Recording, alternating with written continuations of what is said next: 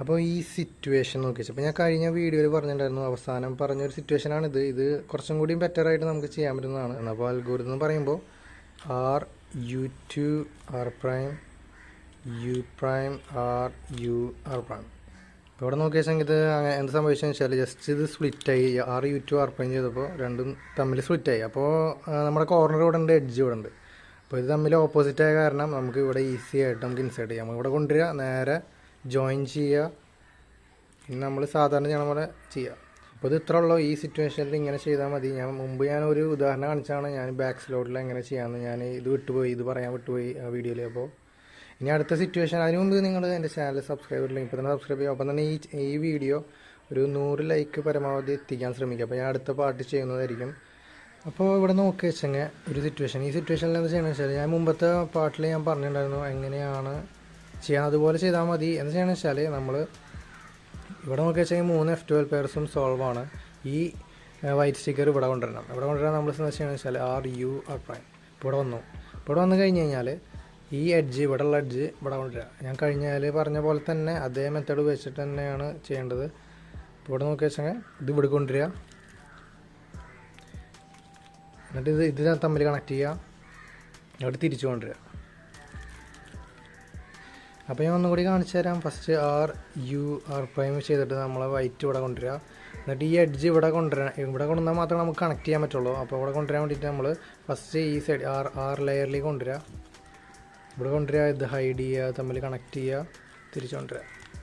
നിങ്ങൾക്ക് വേണമെങ്കിൽ ഇതുപോലെ ഫോളോ ചെയ്താൽ മതി, അല്ലെങ്കിൽ അൽഗോരിതം വെച്ച് ചെയ്താലും മതി.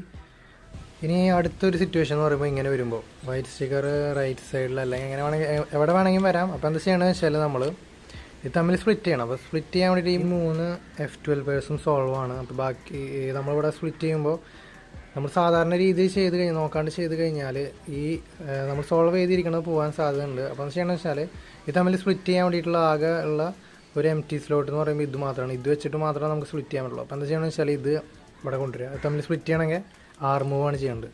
അപ്പോൾ ആർ മൂവ് ചെയ്തിട്ട് ഇത് നീക്കുക, സ്പ്ലിറ്റ് ചെയ്തു. ഇപ്പോൾ ഇവിടെ നോക്കി വെച്ചാൽ 2 ഓപ്പോസിറ്റ് സൈഡ് തമ്മിൽ കണക്ട് ചെയ്തിട്ട് ഇൻസേർട്ട് ചെയ്യാവുന്നതാണ്. അപ്പോൾ നോക്കി വെച്ചാൽ ഇവിടെ തമ്മിൽ കണക്ട് ചെയ്യുക, ഇൻസേർട്ട് ചെയ്യുക. അപ്പോൾ ഞാൻ ഒന്നുകൂടി കാണിച്ചു തരാം. എവിടെ ആയാലും നമ്മൾ എന്താ ചെയ്യണമെന്ന് വെച്ചാൽ ഈ ഒഴിവായിട്ടുള്ള ഈ സ്ലോട്ടിൽ വെച്ചിട്ടായിരിക്കണം നമ്മൾ ഇത് സ്പ്ലിറ്റ് ചെയ്യേണ്ടത്. അപ്പോൾ ഇവിടെ ഉണ്ടായി കഴിഞ്ഞാലും നമ്മൾ എന്താ ചെയ്യണമെന്ന് വെച്ചാൽ ഇങ്ങനെ കൊണ്ടുവരിക, സ്പ്ലിറ്റ് ആക്കണ തരത്തിൽ കൊണ്ടുവരിക, ഇത് സ്പ്ലിറ്റ് ചെയ്യാൻ വേണ്ടിയിട്ട് R U prime R prime സാധാരണ നമ്മൾ നോക്കിക്കഴിഞ്ഞാൽ നിങ്ങൾക്ക് മനസ്സിലാവുന്നതായിരിക്കും. എന്നിട്ട് നമ്മൾ ജോയിൻ ചെയ്യാൻ വേണ്ടിയിട്ട് ഈ വൈറ്റ് ബോർഡ് കൊണ്ടുവരിക, തമ്മിൽ ജോയിൻ ചെയ്യുക. ഒരുവിധം എല്ലാവർക്കും ഉണ്ടാവുന്ന ഒരു സംശയമാണ്, നമ്മൾ അവസാനത്തെ F2L സോൾവ് ചെയ്യുമ്പോൾ ഇത് പോവാണ്ട്, ഈ 3 സോൾവ് ചെയ്ത് വെച്ചാൽ F2Ls പോവാണ്ട് എങ്ങനെ ചെയ്യാമെന്നായിരിക്കും കുറേ ആൾക്കാരെ സംശയം ഉണ്ടാവും. അപ്പോൾ ഇതിലിപ്പോൾ ഞാൻ കാണിച്ചെന്ന പോലെ തന്നെ നമ്മൾ ഈ ബാക്കിയുള്ള സ്ലോട്ട് എന്ന് പറഞ്ഞു കഴിഞ്ഞാൽ ഈ സോൾവ് ആവാത്ത സ്ലോട്ട് ഉപയോഗിച്ചിട്ട് നമ്മൾ സ്പ്ലിറ്റ് ചെയ്തിട്ട് F2L എക്സിക്യൂട്ട് ചെയ്യാൻ പഠിക്കണം. എന്നാലാണ് നമ്മൾ വേഗത്തിൽ ബാക്കിയുള്ളതൊന്നും പോവാണ്ട് നമുക്ക് സോൾവ് ചെയ്യാൻ പറ്റുള്ളൂ. അത് ശ്രദ്ധിക്കേണ്ട കാര്യം കൂടിയാണ്. അപ്പോൾ ഇവിടെ നോക്കി ഞാൻ നേരത്തെ പറഞ്ഞ പോലെ ഇവിടെ ഈ സ്ലോട്ട് ഉപയോഗിച്ചിട്ടാണ് നമ്മൾ സ്പ്ലിറ്റ് ചെയ്തത്. അത്ര വ്യത്യാസമുള്ളൂ. അപ്പോൾ അത് നിങ്ങൾ ശ്രദ്ധിക്കുക. Thank you for watching. അപ്പോൾ ഇതുപോലത്തെ F2L വീഡിയോസ് കണ്ടിന്യൂസ് ആയിട്ട് ചെയ്യണമെന്നുണ്ടെങ്കിൽ ലൈക്ക് ചെയ്യാൻ മറക്കരുത്. അപ്പോൾ തന്നെ സബ്സ്ക്രൈബ് ചെയ്യാത്തവർ.